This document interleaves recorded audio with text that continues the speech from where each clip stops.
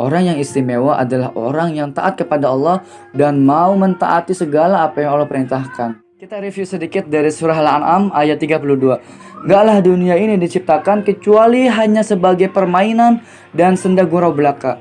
Jadi kata Allah, dunia ini hanya sebagai permainan. Dan yang namanya permainan itu nggak selamanya kita mainkan. Dan itu sebentar. Pernah nggak sih ketika dulu kita main bola, kemudian lagi seru-serunya azan maghrib berkumandang. Apa tandanya? Itu tanda dari berakhirnya permainan. Maka ketika permainan itu sudah selesai, nggak ada lagi keseruan di dalamnya. Ketika dunia ini selesai, kita kembali ke akhirat. Apa kata Allah mengenai dunia? Dunia itu dilaknat. Siapa yang dilaknat? Adalah orang-orang yang gak mau beribadah di dalamnya.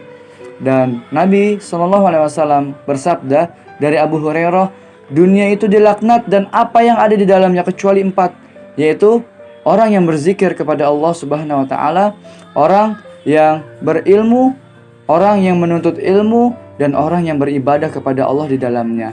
Artinya di luar dari 4 ini Allah melaknat orang yang ada di dalamnya.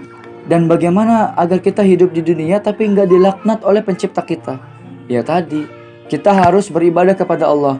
Dan dunia itu adalah tempat yang hina, tempat yang remeh, nggak ada istimewanya sama sekali. Orang yang istimewa adalah orang yang taat kepada Allah dan mau mentaati segala apa yang Allah perintahkan.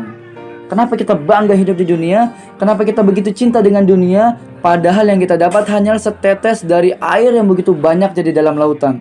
Ibaratnya kita mencelupkan jari kita ke dalam laut, dan apa yang kita ambil itulah dunia. Sisanya laut yang begitu luas adalah akhirat. Jadi janganlah kita bangga hidup di dunia. Kalau kita berhasil mendapatkan satu tetes, jangan kita bangga, jangan kita senang. Karena yang kita cuma dapat cuma satu tetes.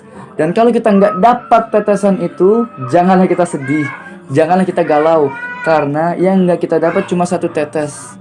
Maka bahagialah menjadi orang yang taat kepada Allah, bahagialah menjadi orang yang beribadah kepada Allah. Kenapa? Karena kita terhindar dari laknat Allah Subhanahu wa taala, dan kita menjadi orang yang paling mulia di antara hamba-hambanya yang lainnya, karena kita beribadah kepada Allah Subhanahu wa taala.